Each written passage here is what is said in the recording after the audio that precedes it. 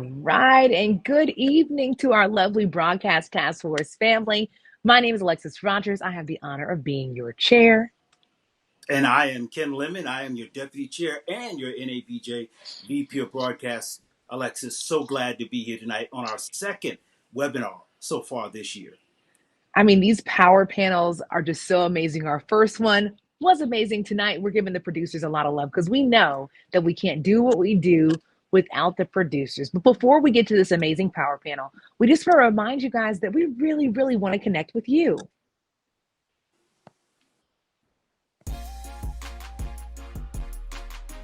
From coast to coast, we're all about engagement. I'm Ken Lemon, WSOC TV, Charlotte. We're all about encouragement and collaboration. I'm Alexis Rogers, an anchor at Wish TV in Indianapolis. We're here to be a resource to Black TV, radio, and podcast professionals in the organization. I'm Eric Sellers, an associate producer with ESPN. Providing a safe space to discuss challenges in our industries. I'm Jennifer Moore, KHOU 11 News, Dayside Executive Producer in Houston. We're dedicated to making sure our newsrooms are diverse and inclusive. I'm Darius Johnson, a reporter and fill-in anchor at KUSA TV in Denver. Keeping you in the loop and answering your questions. I'm Malcolm Johnson, a producer at Fox 49 in Philadelphia. Offering training, career, and advancement opportunities to our members. I'm Sharice Gibson. Advocating for Black journalists and media professionals. I'm Cameron Riddle, reporter and talk show host in Indianapolis. Championing diversity in newsrooms across the country. I'm Charmaine Nero with KARE 11 in Minneapolis. Uniting journalists and media professionals. We're here for you. I'm Scoop Jefferson, Emmy Award-winning reporter, WFAA Television, Dallas Fort Worth. We're the new. We are the new. NABJ Broadcast Task Force.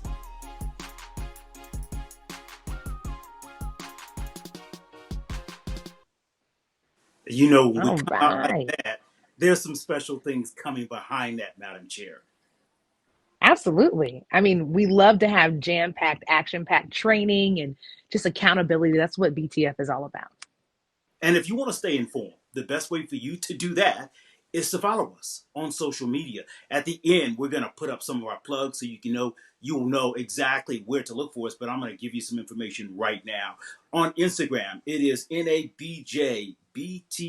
On Twitter, it is NABJ Broadcast TF, and on Facebook, still some of the favorite for some folks out there, it is NABJ Broadcast Task Force.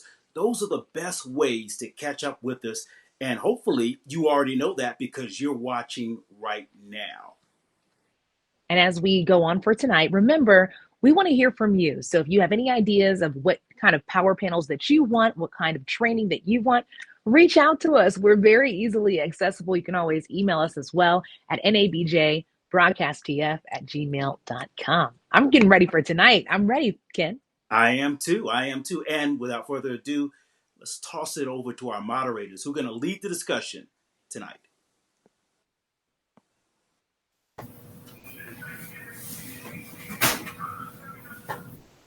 Hey everyone, and welcome. Thank you so much for joining us on this producer workshop. Producers are so important in the newsroom. So if you're on, please share with fellow producers that you know, as well as on-air talents, anyone who works in the newsroom, quite honestly, because we all work with the producer. And I think it helps your newsroom support know how the producer operates. Again, I'm Jennifer Moore. I am Dayside Executive Producer in Houston, Texas at KHOU 11 News, and I'm Region 3 representative. Hey, good evening, everyone. My name is Eric Sellers. I'm an associate producer with ESPN, and thank you for joining us this evening. I have the pleasure of welcoming our amazing panelists. We have Denisha Thomas with ABC 24. She's a news director. We have Jeff Johnson, former MSNBC senior producer, and we have Kim Belton, an ESPN producer, colleague of mine and my manager. So thank you both, all three of you all, for joining us this evening. And I'm actually going to start it off. We're talking about producing. So what is a producer to you, and why is producing important, especially for producers of color? And I'll tee it up by passing to Denisha Thomas. Good evening, everybody. I'm so happy to be here with all of you and to share in this wonderful panel. But to get us started with our first question about what is a producer, Really, the best way to describe it is they are the person that runs the show, right?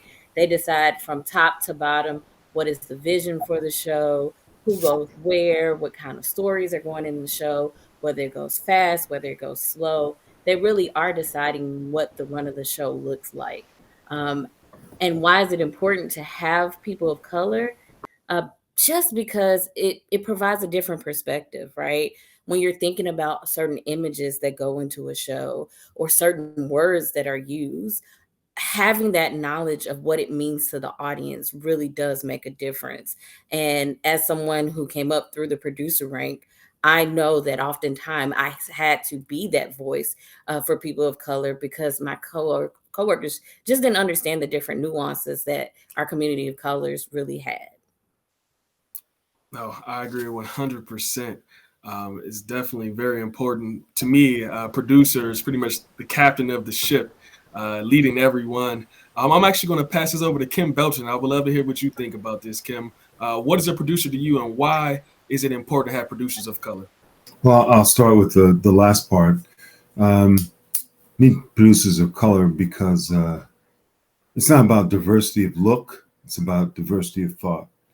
And if you can bring another thought pattern to the table, that's just going to make the show that much better.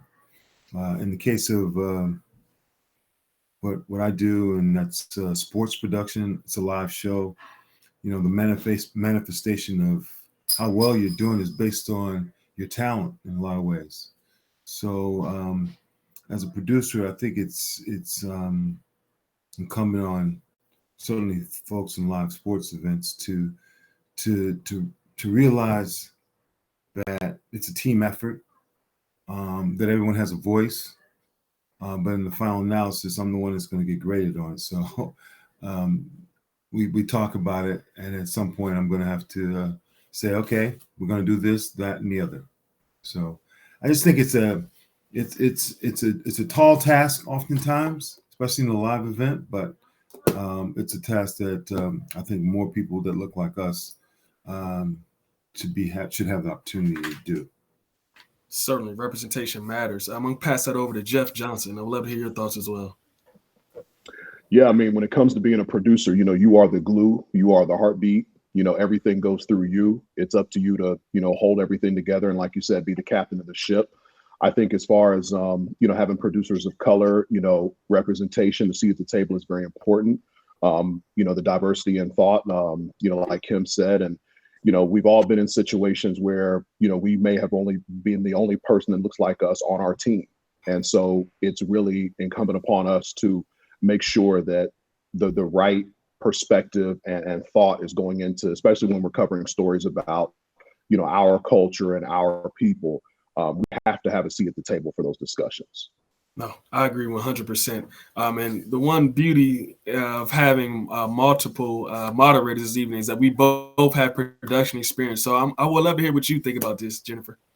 Yeah, I would just agree with everything that they said. I always tell people I love producing because I look at it like a blank slate of artwork, right? Your blank rundown is like the blank slate that you then have to produce and communicate to the masses of the news that is important, that they need to know about, that they care about, or that they should care about, and yet have it flow seamlessly and still grab people's attention in the day and age of your cell phones and social media. So I definitely really love producing because you get to write and really create. And I just wish people would remember that it's just so important, and we need producers in the newsroom. No, What about What's you? interesting? Oh, go ahead, Kim. No, I was going to say you and I have talked about this a little bit, and that is, I love to travel. Real quickly, I love to travel, and consequently, when you travel, you meet people. When you meet people have this vision of wanting to talk to you and tell you their story, right? When they tell you their story, eventually they'll want to know your story, and so I gravitated to this business because of the storytelling aspect. It's kind of what Jennifer was saying. It's just you have this story, and how can you um, frame it in a way that everybody, the masses, will understand and appreciate. So I think the storytelling aspect is key for being a producer. You don't have to be you don't have to be overly creative, but you got to be a storyteller, I think. No, I agree 100%. And while we have a little bit of time, I would love for each of you just to share a little bit about your background and how you got to where you are today. And Kim, since you just finished, you can tee it up with a little bit about your background and how you were able to become a producer at ESPN. Yeah, I had a cup of coffee in the NBA and didn't work out. Had a knee problem, and so I said, "Man, I gotta look for a job." and the key word there was job. It wasn't I gotta look for a career. Look for a job, man. But I stumbled into a career. You know, I interviewed, got a job with ABC Sports, and I parlayed that and got promoted. And but I left ABC Sports after about 4 years, and I got hooked up with Turner Broadcasting and ended up doing NBA basketball. ABC came back. I ended up going back to ABC, left ABC, and then hooked up with ESPN. So that's kind of what catapulted me to where I am now. Nice. Thank you for sharing. I truly appreciate that. Next up, I would love to hear about a little bit about your story, Denisha.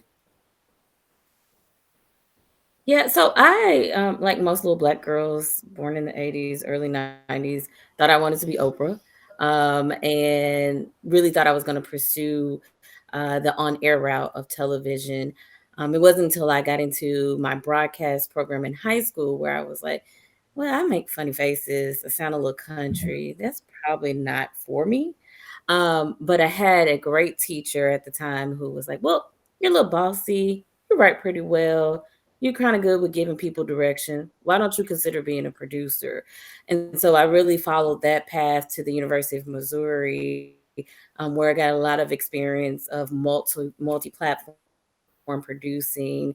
And then once I finally got in my career, it kind of took me a little bit of everywhere, from Arkansas to Memphis to Cleveland, Ohio, in the ranks of management. Went back to Cleveland as an executive producer, and then came back home to Memphis as a news director. And so um, I just have loved the opportunity and be able to, like so many of our panelists have already said, tell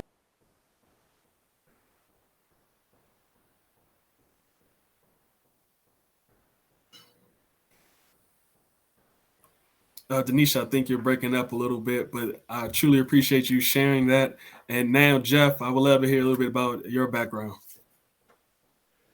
Yeah, so my career got off to a little bit of a different start because I was also pursuing the on-air route, and that didn't really work out. So I kind of slid into writing. I started my career as a production assistant at KNBC in Los Angeles, where I was also an intern. So I started there as a production assistant, ended up becoming a writer and field producer after that, after working with a number of producers to help me get my skills up. And then from there, I went on to Al Jazeera America, based in Washington, D.C. I started as an associate producer, then worked my way up to line producer. And then when that network shut down, I moved on to MSNBC in New York, where I came in as a line producer and then eventually made it to senior producer. And I am now exploring new opportunities.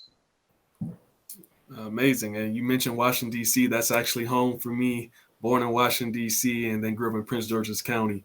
And now I'm going to pass it over to Jennifer, and she's going to tee up a few other discussions. Yes, and thank you so much. Please, a reminder, first off, making sure everyone can hear me okay. Just let me know if you can't. But first off, just wanted to let you know, if you're on our Facebook page, please comment, leave your questions, and we will definitely get it answered and ask the panelists. Now, when it comes to producing, a big part of producing is writing. And so we're going to ask our panelists some tips. But before we go to our panelists, let's go through some of the tips that are a part of writing, just some of the basic things that people need to know. First off, you got to have clear writing. You have to have urgent, concise, and conversational writing. People want to feel like you're bringing your anchors and your reporters and anyone on air into their homes. So they got to feel like they can understand. You always have to write with active voice. A lot of producers, unfortunately, even myself when I was a new producer, fell into the path of writing passive voice. And here's just a quick, brief example. In active voice, the subject is performing an action. So police chase the suspect. But if this was going to be passive, it would be the subject is positioned, the subject is positioned as the focus of the sentence. So the suspect was chased by police. So you see how like you gotta get direct, you gotta make it active and just make it clear. And I always tell my producers, read your script out loud. Put your anchor voice on. Because sometimes reading it off helps you realize sentence is a little too long. Where do you breathe in that sentence? And then, of course, learn your anchor or host voice. And I don't mean that in a literal sense. I mean that in, what do they like to say? What are their phrases? What are the words they don't like to say? Every anchor has some words that they're like, not have me on camera saying that. So those are just a few of those tips. There's plenty others that we have that you can look at, like don't write your teases last. You never want to write your teases last. It's the biggest stock of content that you have in your newscast to keep people watching. And don't give everything away in the tease. Hold something back. Why should a person still stay watching your program if you didn't really give them anything to stay and watch? There's so many things that they're competing for our attention. And then make the script easy to understand. Avoid copying and pasting press releases and AP copy and write it over again. Don't just write a script and then leave. Come back and make your script better. And what is going to capture the viewer's attention in the very first line? You really want to capture their attention. So these are a lot of tips, and I know I hit you with it fast, and many people may already know. But let's go to Kim. Did you have any tips that you wanted to offer to producers? Well, I think you mentioned a boatload of them. I just think that you have to build a chemistry with your talent. All right, you build that chemistry, then you can write for them because you know them. Right, the more you know them, the more chemistry you have, the more you're able to frame something in their voice. Um, in a live broadcast, we our tease, as you mentioned, we don't try and give it away. We literally use it as a tease to give you the feeling of why should you watch this. And oftentimes, we'll write some stuff, and invariably you give it to the talent who reads it. But I think again, getting back to that chemistry piece, that really helps you write for someone. It really helps you organize their ideas because you have had meetings, copious notes about all this stuff, but getting to know them and really appreciate and, as you say, uh, know how they speak, know what words they say. That means a lot, and the only way to do that is really with the chemistry. So I'm a big chemistry person. That's a good point. Definitely, chemistry is key. What about you, Denisha? What tips do you usually have to give to producers that you find that they sometimes fail to remember? Yeah, I think we as an industry have often said, write how you talk. That is not really true, right? It is not the conversation you may have with your friends, or even sometimes the conversation you have with your parents or someone that you're very casual with. It really is if I am telling this very important information, but in a kind of relaxed way, keeping that in mind that it is still a professional setting, and it's not a lot of that the slang that you may use, right? We've had a few writing workshops where we had a talent coach who basically asked, so what exactly are you trying to say? And if viewer can't get that off the first jump, then you've lost them, right? So don't get so caught up in colloquialisms. Don't get so caught up in the catchphrase of today. Just keep it simple. You're trying to deliver a message, and the creativity will come. There certainly are opportunities for you to get creative in your writing, but you have to be very poignant with that creativity and not just overuse it because you. That is really important. Yes, but such an important point. You can't really write so much like you talk because people may not understand certain slang and things like that. Really good point. Jeff, what about you? I agree with everything that was just said. I would just add that, and this may be geared more towards people that are kind of just starting out in their careers and trying to navigate the writing landscape, but practice, practice, practice, practice. I can't say that enough. Writing is an art form and it takes practice, it takes reps to get good at it. And when you're first learning how to write, you need to be practicing in your free time. And one thing that I did when I was first starting out in my career was I would sit down with several different producers and I would have them critique my writing, and they would give me feedback. And it didn't always, make me feel good what they were telling me, but I knew it was what I needed to hear. So I would say the big thing is practice, and then also seek feedback and seek feedback from multiple sources. It's always good to have a second or third or fourth set of eyes to tell you something about how your writing is, because everybody that you seek counsel from is going to tell you something a little bit different. So you take all of those things and you figure out what works and what's good with your natural writing style. And I think that's a great way when you're first starting out, especially when you're first learning, to make your writing stronger. Such good points. I really enjoy hearing these different tips because even me as a manager, it's like, okay, I'm reminding myself, yeah, I need to tell my producers these things. So, what about you, Eric? Did you have some tips that you found when it comes to writing? I think it's small but very important when writing. Um, Attention to detail. You never want to give your talent wrong information, or you don't want to rush and have them try to break a story and it's incorrect. So always attention to detail. Slow down. Make sure it's accurate. I know it is ESPN a lot of times. TMZ, they're now the first to break news, and sometimes it relates to sports. But we never come out right away. We take some time. We fact check everything. We want to make sure that we have the correct information before we put it out to the masses. So I think just slow down, try to double, triple check everything, because everything you write, not only does it affect your talent, but it'll affect you as a producer. That's such a good point. I mean, sometimes I have producers who they get mad when their anchors might get upset with them during a break because they didn't know something or they messed up.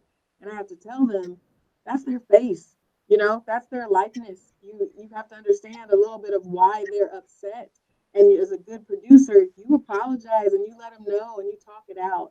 I wasn't sure if you all ran into any issues where we have anchors who may change the script and it might be wrong. And sometimes the producers are like, I didn't have it that way, but they changed it. Any tips on how to talk to your talent when it comes to those things? Who would want to go Well, first? it goes back to that chemistry we talked about. I mean, in a lot of ways, if you have that chemistry, then you can talk to your talent. Oftentimes, if you don't have that chemistry, they don't want to hear you. I actually not too long ago I don't work with that person anymore, but I had a talent say to me, I said something in their ear just to kind of help them. And he said, listen, we got to commercial. He said, listen, don't try and produce me in my ear. Hey, well, you got it. So basically you know what's coming, even though you haven't seen it. So I won't okay, I won't help you. You got it. That's good. Anyone else wanted to add on that topic?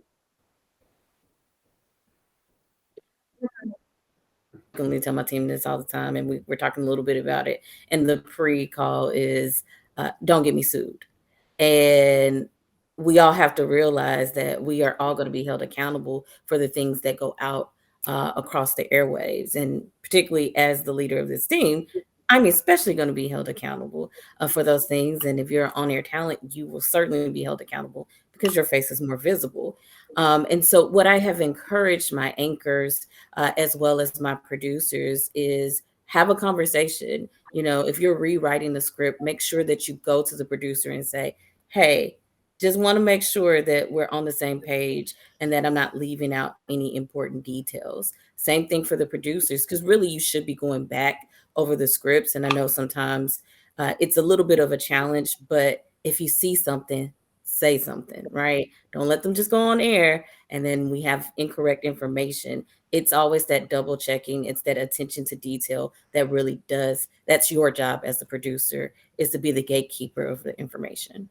How do you handle that runaway, that recalcitrant talent? How do you guys, I'm just interested from that aspect. How do you handle those people? I sometimes pull them aside and say, hey, we're working with our producers intentionally to write a certain way. So if you're going to change something, you got to let us know. Or if you're going to change something, it's already edited. So the editor has to go back. The video no longer matches the script. So just give us a heads up if you want to change it. And by saying that, that sort of kind of forced them to subconsciously come to us first before they change it and say, hey, I'm thinking about changing it this way. What do you think? And then we can go from there. Good stuff. Great tips, you all. And I'm going to now just talk about the topic that is like the elephant in the room. This is a stressful job. Eric? Yes, very stressful. So let's talk about managing stress and burnout. I know for me, there's times where those it varies on each job, but those 50-hour, 60-hour weeks, I've once hit a 100-hour week at work. But I think the important thing when you're stressed or when you're dealing with burnout, take those personal days, take vacation. I know at ESPN we have what they call a care day. It could be a sick day or care day, but take care of your mental health. Take a day, relax, go see Black Panther, take a vacation. Now, I think it's very important at the end of a big season. I'm currently working on college football. I'm already planning vacations. Okay, where am I going? Where's the family going? Just you need to unwind. But I'm going to tee this up and just pass it around to you all. How do you deal with stress and burnout? Jeff, I'll go with you first. Sorry Yeah. about So the background noise. one of the things that I learned as I progressed through my career was how to manage my burnout. And what I mean by that is taking whatever PTO days you have that you're allotted every year. I like to spread mine out relatively evenly throughout the year because I learned my burnout limit a certain number of months where I kind of hit that burnout stage where I'm like, okay, I can't go more than X amount of time without some sort of time off, even if it's just a long weekend or something like that. Finding different ways to just unwind. Don't be uh, embarrassed or feel ashamed for taking a day off for yourself. Don't feel like you have to be there for every single moment. Big stories are always going to come and go. You may miss one because you're on vacation. Don't feel guilty about it. You're entitled to take that vacation. You're entitled to rest. And I would also say that, when you're on vacation and you're taking days off, try your best not to check your work email 3 or 4 times a day. I know it's hard to miss stuff or it's easy to miss stuff. And I know that a lot of things are coming down, but you gotta unplug sometimes. And I think one of the things that I also learned throughout the course of my career was setting boundaries, setting healthy boundaries and telling people like, hey, after a certain time, I'm not available. If it's my day off or I'm on vacation, I'm not available. Don't be afraid to put an away message up when you're on vacation, and let people know I'm out of the office from this day to this day so that people know that boundary is there and you're not ignoring them. It's just, hey, I'm on vacation. I'll check in with you when I get back. So just again, establishing healthy boundaries, knowing what your burnout limit is, and not feeling ashamed to take the days that you're entitled to take. No, you're making great points there. I'll admit I'm guilty of being on a tropical vacation and checking my work email. I just want to know what's going on. Is it a fire back? Are they missing me? Do they need me? I like to just check in and see what's going on. But I think it's important to enjoy your vacation. So I'm working on that this upcoming summer. I think I'm going to do that. I'm going to not look at my email as much, but I'm going to tee this up to let's see. Denisha, I'll tee it up to you. How do you deal with stress and burnout? Yeah, so when I was in the producer rank, we all deal with sweeps. And I made it a point that I always took a vacation right before the sweeps period and right after. And it could be 2 or 3 days there because I knew how stressful sweeps would be. Now, I'll admit, as the news director, which is really the 24/7, 365 day job, I'm not as good on the burnout and preventing that. But that is something that I'm really working towards. And so, one of the things that I have really been intentional about is scheduling. I have the Calendly app that was created by a Black man. And I use that to really make sure that when my team needs me, we use that so that I can give them my undivided attention, right? When you go into the management ranks, you get bogged down with so many different things, and you have to be intentional with your schedule. And so using that has really been a game changer for me. As much as I want to be there for my team, 24/7, I gotta sleep. I gotta enjoy my life. I gotta be me outside of news directing. And I think the other thing that I also keep at the forefront is that I can't ask my team to use their PTO if they don't see me use those PTO days. If they see that I'm always responding to emails at all God given, forsaken hours, they're going to feel the pressure to have to do that as well. And so I've pulled back on that. I schedule messages. There are a lot of apps out there, guys, that really do help you to manage things so that you aren't totally out of the mix. And so finding whatever those systems are that are there for you so that when you're on vacation or you're just enjoying a night out with friends, putting those systems in place really do make a difference and really do help to lessen the burnout. No, you make a great point. And I'll just add on. I think it's important to have a strong work-life balance. You need to take time for your personal time, whether it's family, whether it's friends. I know when I first started out in event production at ESPN, I was working on a certain sport. And since I was new and the way the culture was, people would email you at 9 or 10 p.m.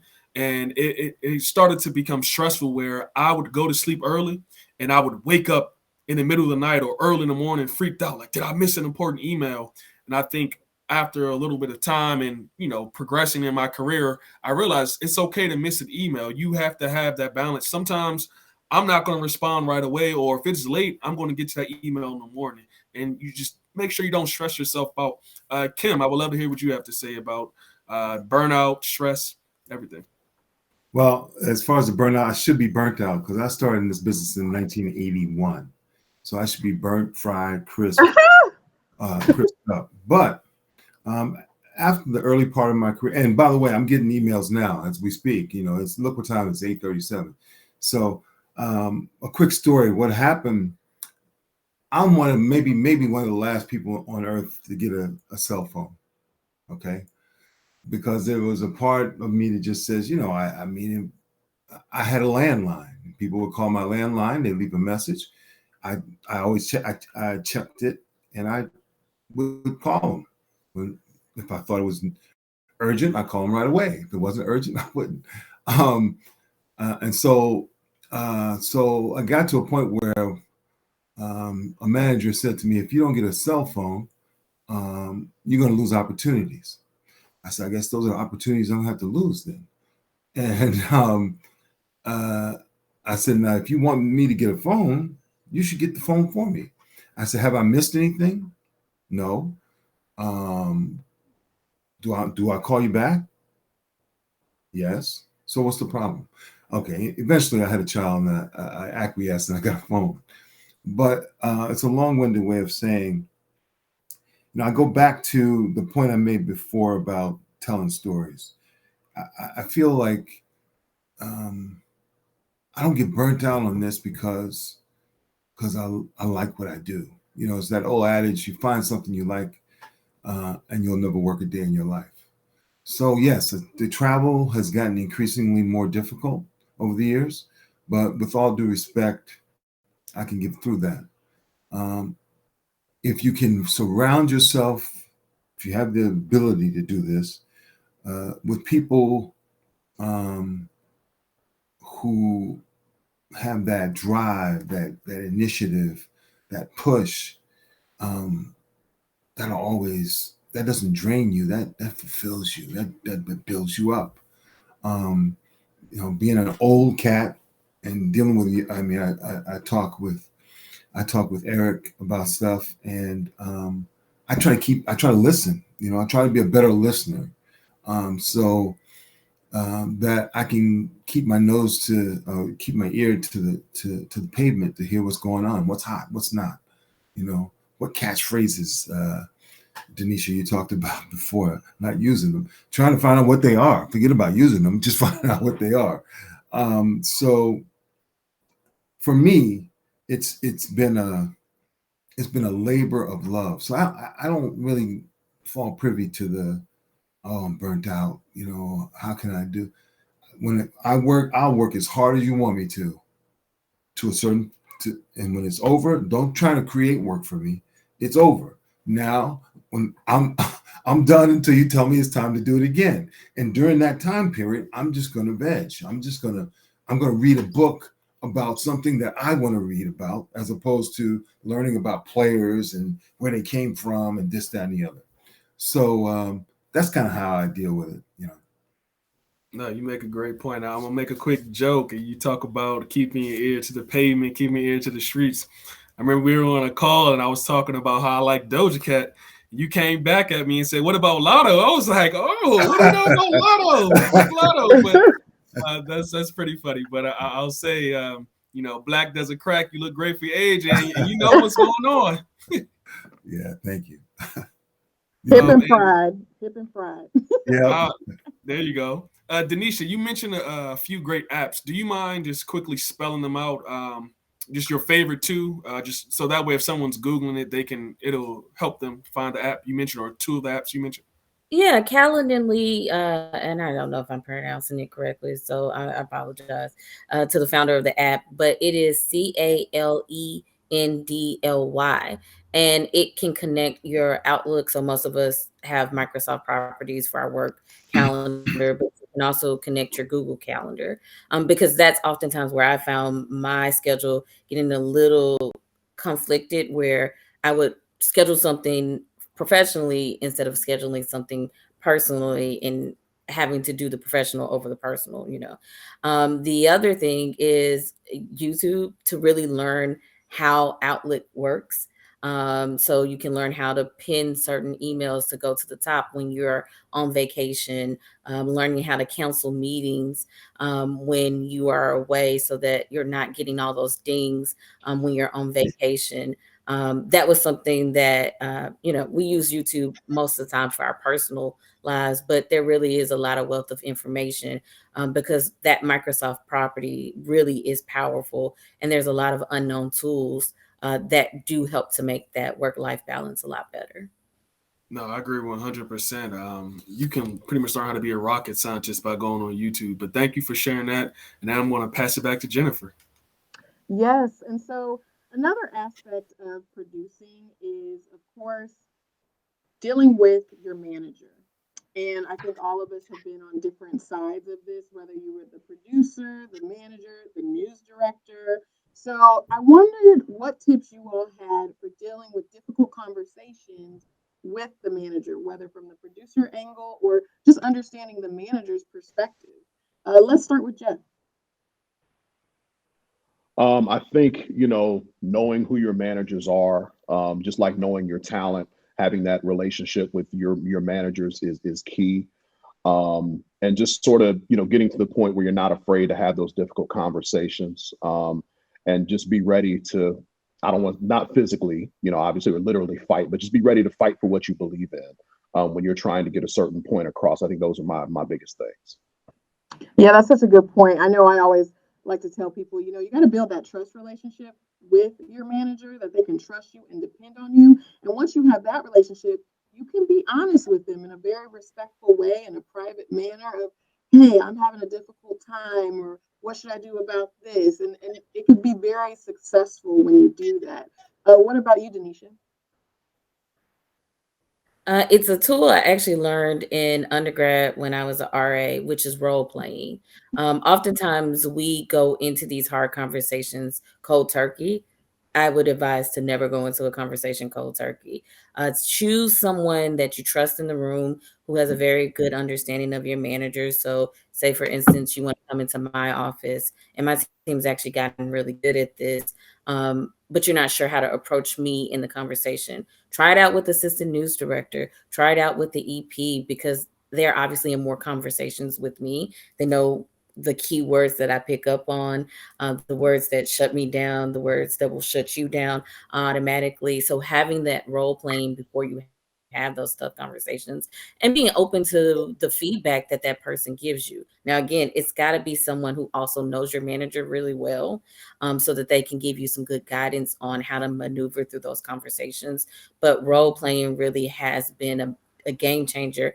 Even when I go and talk to my boss, talking it out with other department heads really has made a difference. And I often win those conversations.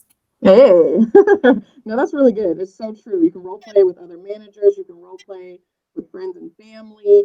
Just to get a better perspective, and also be prepared to take constructive criticism. I like that point that you brought up, because you can always improve. You are not hired because you're the best thing since sliced bread. We all have room to grow. What about you, Kim? Oh, did you say me? I'm sorry. I think that feedback is a two-way street. Sometimes we think feedback only comes one down a one-way street, but it's a two-way street. And I think some people can smell fear, and I try not to go in those kind of situations where you're fearful of something. You just got to be a straight shooter. Now, as they say, the truth shall set you free. And if a manager can't handle the truth, then that's more on them than you. So, like I said, I think managers have to be willing to give constructive criticism or constructive feedback, but they got to be able to take it as well. That's good. No, that's such a good point. I know another good question with this is the fact that there are some bad managers. We probably all worked with them in our past, careers. You know, when should you know? Because I think especially the younger producers, when you get into the industry, you really don't know what's the right way to go about stuff or do. Was there ever any advice you wish you would have known about dealing with toxic newsrooms or toxic managers and how to navigate that? Did anyone have any feedback they wanted to share? Let's go to, I wonder, Eric, did you have anything? Yes, I'll hop in. Now my Karen manager, oh my gosh. No, I'm actually joking. Kim Belton is actually my Karen manager. So he's actually a great manager. I think it's important and great that I have someone that looks like me. But being at ESPN, I've actually dealt with some toxic managers and producers, people who don't know how to talk to others, or they may not be able to express themselves the best way you would like them to.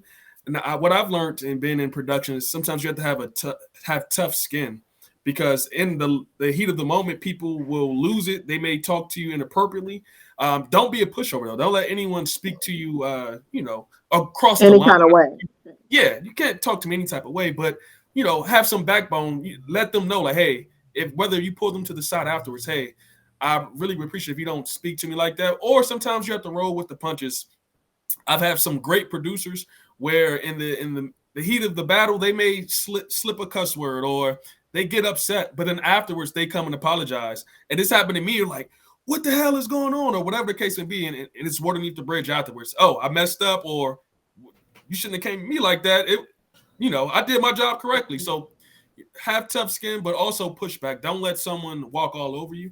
And then sometimes you might need to chat with others. If it's very toxic and you can't get your job done, I don't want to say go to HR, but there's levels. You have to gauge it. Maybe talk to someone else and say, hey, are you dealing with the same thing? Or have you experienced this? Or is this too much? If they're cursing you out every day and you can't get your job done, maybe you go to HR. Maybe you talk to another person in leadership experience or in a leadership role and get some advice from them.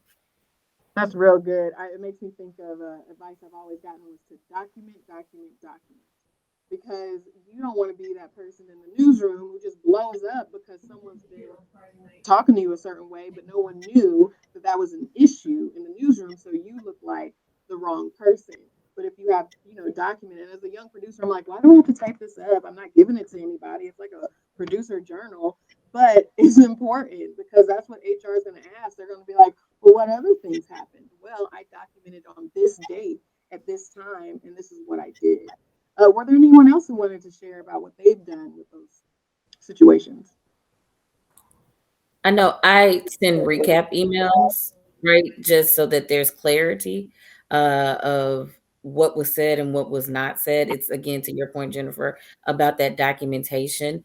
But those recap emails allow them to either agree that they were in the wrong or disagree and clarify it. But again, it puts it now officially in writing and also officially on your company's server, where it has now been documented. You guys have had a conversation, and you've tried to clarify things.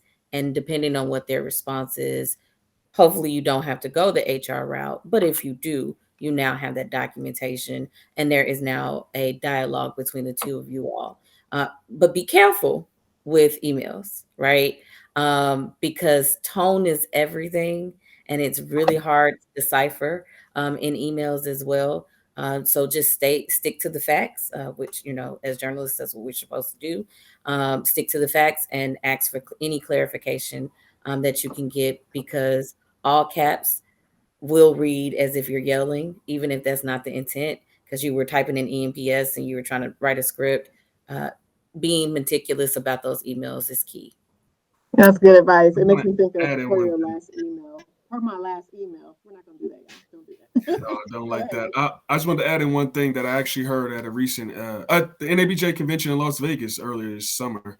Um, it's important when you're documenting, send a version if it's something very important to your personal email.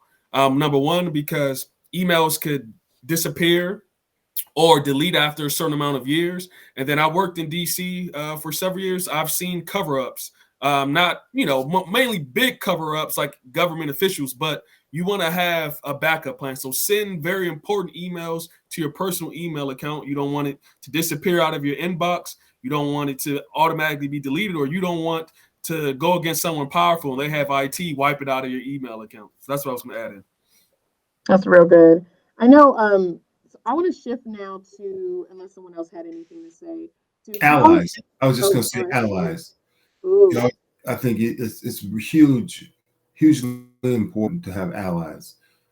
Eric mentioned before trying to maybe human resources, but if you don't want to go be that person that is always looking to get someone and go to the human resources, it's always good to have allies. And quite honestly, to be brutally honest, since the day of reckoning that was George Floyd, we now have people who are willing to be a little bit more of allies to us, whether it's in a newsroom, whether it's a remote production. So finding an ally, someone who can listen, is always very helpful.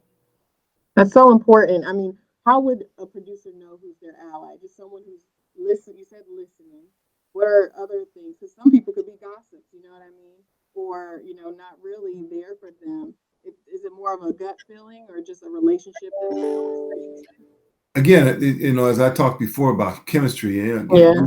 you're not just talking to someone just because you think they have a nice smile. You're literally, this is maybe you've watched the person, you have some sort of an investment that this person, I can tell this person something, and A, it's not going to go anywhere, and B, there is a measure of trust. Yeah, that's good. Now I'm going to transition to how do you become a manager?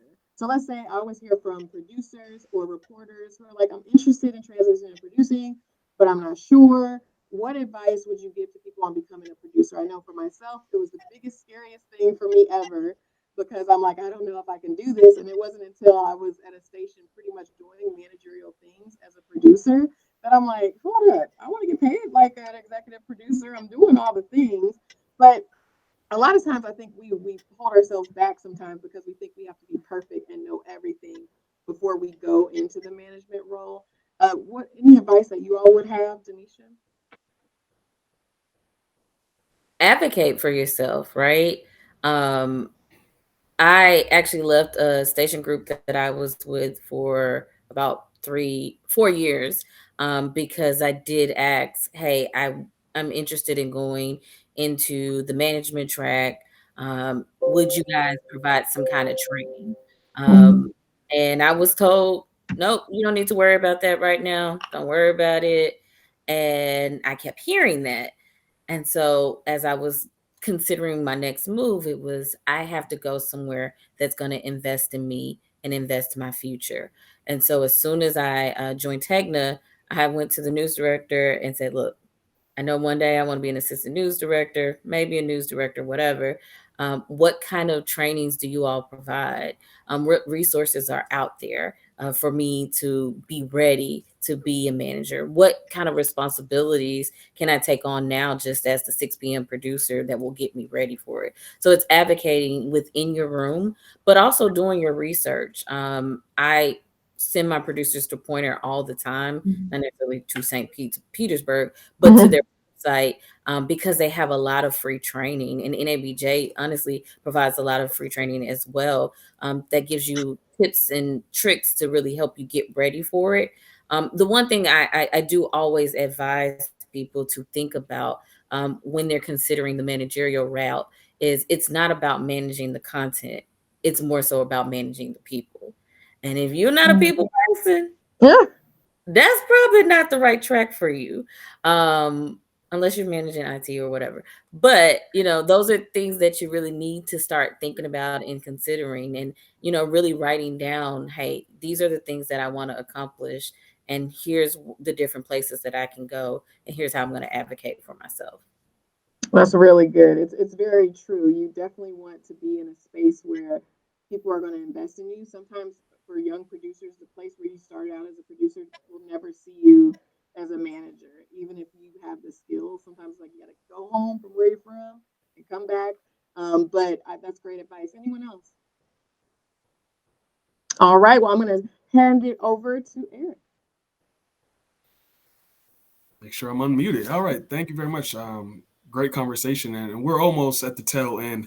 But let's talk. We were talking about being a manager, having tough conversations. But let's talk about building a better newsroom or a better control room. I know for Kim and I, we work in event production. So it's more so a truck environment at times. But I consider that a control room. But I would love to hear how you all lead the charge to have effective and strong communication in your control room or newsroom. Now, toss it to Kim first. You looked up. She looked down. I think I mentioned before about trying to get good people around. I mean, it sounds very simplistic, but it really helps, because then and people who are focused and not so much like-minded, because seriously, I'm a big believer in that diversity of thought. So I just think if we can, I work on a college football crew that has, funny enough, play-by-play is black, the analyst is black, our associate director is black, producer black, the ISO producer black. I mean, that's a rarity. That's a rarity in this business. Now, some of them are handpicked. Most of them are handpicked, and I had a hand in that. And so I just think the fact that we gel so well, we have that chemistry, and it honestly, it shows up on television. It shows up on the broadcast because everyone, there's not this idea of, oh man, I don't think that's good. The idea, if the idea comes up, it's more of, okay, how can we do that? How can we do that and make that sing, sizzle? So I think that's the formula for me, at least. No, that's great. Quickly, you mentioned your crew. when I heard that there was a black producer at ESPN, that led me to reach out to you. And now we have this great relationship, and now you're my manager. But I also heard about your crew. And if you don't mind me sharing, I'll name some of the people on your crew, if that's okay. Mm-hmm. But you have RG3 and Mark Jones. So I'm a big fan of them. And then hearing about just the strong black voices behind the scenes. So that's on my bucket list. I'm like, I need to get to Kim's crew because Kim's amazing, and you have great analysts and a great play-by-play. But you all are doing big things. I would love to hear Jeff. How do you do your best to have effective communication in your control room / newsroom? Well, one thing that I do is I try to empower my staff to speak up about things. I always told them, come to me when there's a problem. I want you to feel like I'm someone that you can approach. If you see something that's not right, I want you to say it. Don't be afraid because I'm your manager that you can't say certain things around me. I like to foster an environment with positive reinforcement wherever I can, and just sort of, allowing people to feel confident and proud of their work, and knowing that they can come to me anytime, whenever they need anything. And just sort of, again, we've talked a lot about chemistry tonight, establishing that chemistry, with your staff, getting to know everyone. Not to say that you're going to have everyone over at your house for dinner, but just getting to know people on a more personal level, find out a little bit about them, what they like, and, finding things to talk about beyond just what's happening in your newscast that you guys can kind of bond over, which I think helps foster better relationships when you're working. And so it also helps to build trust and chemistry and all those things. So that's kind of how I like to approach it.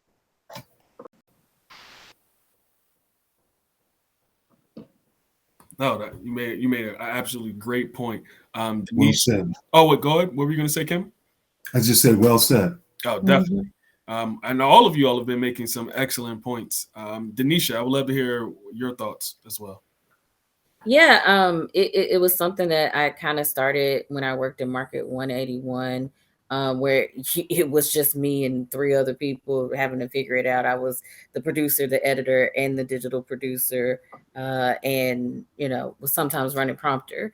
But understanding the importance of everyone's role to the team, and that no one is more important than the other. We all have. It's a team sport. And that's the message I preach to my team all the time, is that the anchor, while they may be the face of the show, they aren't the most important person of the show. Because if there was nobody running camera, if there was no one directing, none of this would be possible. And so, one, having a level of respect for what everybody brings to the table is so key. I feel like oftentimes, just after walking around the newsroom, just as a producer, you would hear from the production staff, you would hear from the photogs about how they didn't feel appreciated. And so just taking the time when they do something well, just saying, really appreciate it. You had my back. I'm sorry I missed that, but I'm so glad that you looked out for me. Those little moments really do make a difference. And it builds that team camaraderie because, like I said, TV is not a solo sport. It's very much a team sport. Definitely. One of my favorite quotes, and I'm not trying to be LeBron and faking these quotes like everyone jokes right now about LeBron, but I love the quote, teamwork makes the dream work. I think that's very important, and making sure everyone feels like their voice matters. And now I'm actually going to call up another one of our amazing members of the broadcast task force, Malcolm Johnson. He's also a producer, and he has a few questions that he's going to ask the group. So welcome, Malcolm. Thank you for joining us. Thank you for everything you're doing behind the scenes, and shoot away with the question. All right, guys. Good evening. Happy to be a part. Definitely have heavy hitters here. I've been taking a lot of notes, getting a lot of great information from you guys. I just want to start with Denisha. You made a comment much earlier that I've really been thinking about. What you said was, and I never heard anyone say this, you said, right, how you talk isn't necessarily true. And you got into it, you explained when it comes to the colloquialisms and the things that we don't use. But off of that question, I just want to know, and I will start with you here, are there any other misconceptions about producing and things that we do that people think are one way, but it's actually not that way? Okay, so we are a little bit of control freaks, right? come into a show with a vision of what we want the show to really look like. But we probably really are more flexible than we come off to be. And the best advice I ever got was to never fall in love with a rundown, right? The show's going to tell you what it needs, how it needs to breathe, how long something needs to go. And so being able to go with the flow is so crucial, especially during showtime. And then making sure that you're constantly communicating. I think one of the things when I was in a smaller market, I kind of would let things kind of be on autopilot. And then once I moved up in the ranks, I realized, oh no, this is a living, breathing rundown. And I got to be constantly paying attention to what's going on around me. And if I'm adjusting scripts or I'm having to kill something, I got to remember, oh, I teased that in the bold open. So maybe I need to adjust it here and there. And so just realizing that it's a living, breathing thing until the copyright sings. And so being flexible despite the urge to want the show to be the vision that you had at the beginning of the day. Oh, thank you so much. And speaking on flexibility, I think that's a really important part of what we do as producers because so much changes all the time. In my show today, we had a bus full of people from Texas, migrants that came up to Philadelphia today. My show starts at 6. They pulled up at 6:07. So whatever I had going, it all blew up. So flexibility is really important. Jeff, I just want to ask you, do you have any tips for being more flexible as a producer? Well, I think, always having a backup plan, a plan B and a plan C kind of ready to go in your head. Once you sort of, kind of see where the day is. I'll give you an example. I had a show a while back at MSNBC. It was the day that the condo building collapsed in Florida. And I was coming up on my second hour and literally the guest that our A block guest literally bailed on us in the commercial break before we came to the show open for the top of the hour. And everyone was freaking out. I was actually the only one that wasn't freaking out. I said, wait a minute, all we got to do is just do this, do that. I laid out a plan. And so it was seamless on the air. And I told the anchor, hey, we don't have this guest. Just read the copy. We're going to take the person's name out, and then we're going to tease the C block guest back on that story. So she understood that. And I communicated that very clearly. That's an example of being really flexible. I understood, but I knew coming into it that there's at the network, we have a lot of guest-based shows. So we come into it every day knowing that a lot of these guests may not show up. They may bail at the last minute. Their feeds may go down. So we always have to have a backup plan ready to go. And it's the same thing with our reporters as well. So I would say that's the way that I am flexible, is just understanding, having that plan B, plan C ready to go at all times and ready to communicate it clearly. Kim, I'd like to ask you as well. Do you have any tips for producers when it comes to flexibility? Yeah, expect the unexpected, because again, we're dealing with a live sporting event. So we can go in thinking, oh, we're going to see this, we're going to see that. And, a producer should have a feel for how the event is playing out as it goes through. But the operative word there is playing out. If I knew exactly what the outcome was going to be, I would be living in Vegas, and betting every day. And probably living Big Willie style if I knew that. But I just really think that it's we go in with a plan, then the game starts. And then of course the game can go a lot of different ways. It never goes the way you expect. So expect the unexpected. So Jeff, I want to ask you one more question. So this one is specifically about pitching and refining pitches. Do you have any advice when it comes to taking an idea and making it a more refined pitch so that your managers or your anchors will be more likely to go with your ideas? Well, I think when it comes to pitching, we've all heard this saying in the TV business: know your audience. You also have to know your audience in your room, in your office, in your newsroom, and knowing kind of what they like and what they don't like. Because I know I've been in many meetings where it's like it was a good idea, but that particular manager doesn't go for that. So that pitch probably is going to fall flat. So I think knowing your audience in your newsroom, and being ready to defend your story idea, make sure you've got everything you need to, passionately, make your case as to why this story needs to make air. Don't come in with a lame pitch and you don't have anything to back it up. Be ready to fight for it. Be ready for someone to throw cold water on it. And so when you do that, I think you have a much better chance of your pitch actually landing. Make sure why is this person important? Why is this story important? What can this story do to help make our show better? Those are the types of questions you need to ask yourself before you even walk into the room to make that pitch. And I got another question, and this is for pretty much everybody, because we've got news directors, we've got managers, we've got, like I said, real heavy hitters on this panel. If I'm a line producer and I'm looking to separate myself from the rest of the line producers, what's some advice that you can give me to really make me a standout producer? Denisha, let's start. And so I remember early on in my career was the advice that I got from someone was what makes a Denisha show versus any other producer, right? I was heavy on Nat Pops. I love adding natural sound. I love looking at how sound could really help to weave stories in and out. And so finding those unique elements that aren't over exaggerated, right? They have to still make sense. That if I were to pick up your reel and I watched it from top to bottom, I could tell that that's your show and not just someone else's show. We all bring something unique to the table, and every producer produces shows differently. But at my station, I can pinpoint what's the 5 o'clock show versus the 6 o'clock show, and who produced it that day. I sometimes when I'm on vacation or I'm at home, I can say, "Hey, was so and so producing the show?" Yes, because there are certain elements of this show that brings out their style. So finding what makes you unique as a producer and finding a way to weave it into the shows where it makes sense, right? Really is key.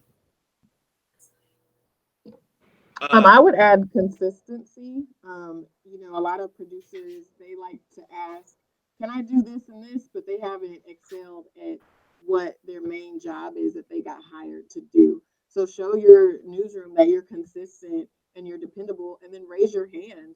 Actually go to them. Sometimes they don't know, and go to your manager and say, hey, I really want to I know we do this sports special every year. I really want to EP that. Or I have this idea that I think could benefit the station. Would there be an interest? A lot of news directors would be really happy to hear that, especially if it's something that's on brand and on target with what the direction that the station is going.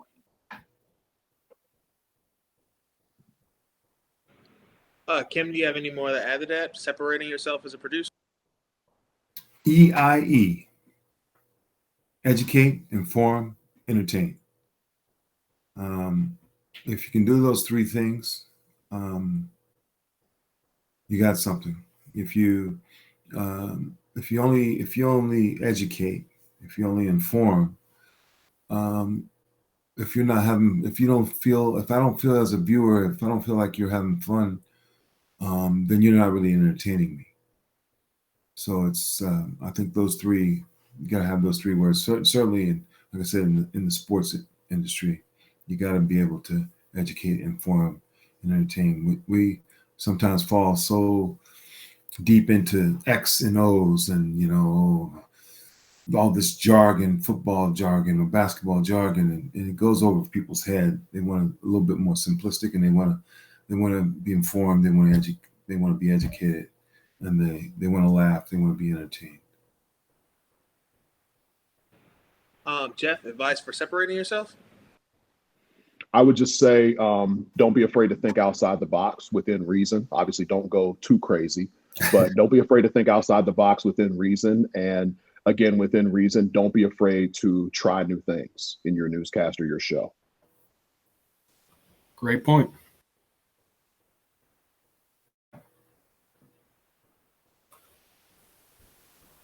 And with that, Jen and Eric, I'll hand it back over to you guys. Thank you very much, Malcolm, for teeing up those questions. We're wrapping up right now. I wanted to give each one of you an opportunity for your closing remarks. Anything, piece of advice you want to share, anything you would like to say, and it's perfectly fine if you don't. And again, we truly appreciate all three of you joining us this evening. And I'll tee it up with Denisha first. Any closing remarks? Yeah, first of all, thank you, NABJ Broadcast Task Force, for inviting me to be a part of this panel. Producing is my heart. It's what I've missed the most about being in management because I don't get to touch content nearly as much. But the best advice that I can give to any up and coming producer or someone who's considering producing is don't give up. You are oftentimes the first one to get blamed when something happens, and probably the last one to get praised when something wonderful happens as well. But don't give up, because know that what you're doing is so key to what we need every day. We need people like you who can help to correct some wrongs or bring some perspective to the stories that are doing. You can advocate for stories for reporters, or you can also help direct reporters in the right direction. Producers are the heartbeat, as someone alluded to earlier in the conversation. So I know that it can be tiring. I know it can be stressful, but you are needed and you are wanted. And if you're looking for a producing job, I got some. Interesting. No, I'm just kidding. Kim, I'll pass it over to you. Closing remarks. Well, being the elder statesman on this call, I'll say to Eric, to Jeff, Denisha, Malcolm, I hear you, I see you, and the future is bright. Thank you very much. We truly appreciate that. Much love. Jeff, I'll send it over to you. Closing remarks. Yeah, just want to say thank you guys for having us. This has been an amazing discussion. To all the people out there that are, looking to become a producer, or maybe you're already a producer and you're looking to, move up in your career. My biggest piece of advice as we close out tonight is, you see the on-air folks do it all the time. Treat yourself as you are a franchise. And what I mean by that is promote your work constantly on your social media, on your LinkedIn. I use LinkedIn extensively. Malcolm and I talk offline, from time to time. Really put your work out there, and let people know what you're up to. Let them know what you're doing. And it's even okay to even tell people about the mistakes that you've made. It shows that you take responsibility, and it shows that you learn from your mistakes and you move forward and become stronger and better for it. Absolutely. Thank you for that. Jennifer, any closing remarks? Yes, thank you all for being here. And I would just tell producers that remember that you are needed. You are an important part of the newsroom, especially producers of color. Newsrooms are desperate for producers, just producers, let alone good producers. So if you're a good producer, you can really excel and go high and go into management. Producers rarely realize you are already managers. You're managing your show. You're managing your own managers. You're managing with reporters. So management, if that is something you want to do, I truly encourage people to do it. I'm so glad that I, didn't let the fear stop me from stepping into it, because I truly believe it's my purpose. And I just pray that a lot of people feel that way as well and realize just how important your role is, especially as a producer of color. Absolutely. Again, I want to thank all of our guests. You all have been amazing. Excellent advice this evening. I want to thank everyone who watched. Thank you, Malcolm. Thank Ken Lemon in the background, our amazing director. It's been a wonderful evening. Just my closing remarks. Just don't give up. Don't let doubt creep in. If things get rough, you enter a pit or a storm, just keep pushing forward, and things will work out in the end. Just keep fighting, keep going strong, and Black producers matter. Be the change you want to see, and then when you get to a high position, pay it forward. Help those in school, help those who are PAs, associate producers, wherever they are. Just try to be the change that you want to see. So thank you all again. It's been an amazing night, and now I'm clapping for you all because you all were amazing. Some gems, I'm clapping for all y'all. Some notes. What's that? I'm clapping for all y'all. Oh, yes, indeed. And now I'm actually going to pass it to our chair and deputy chair, Alexis and Ken. But thank you all.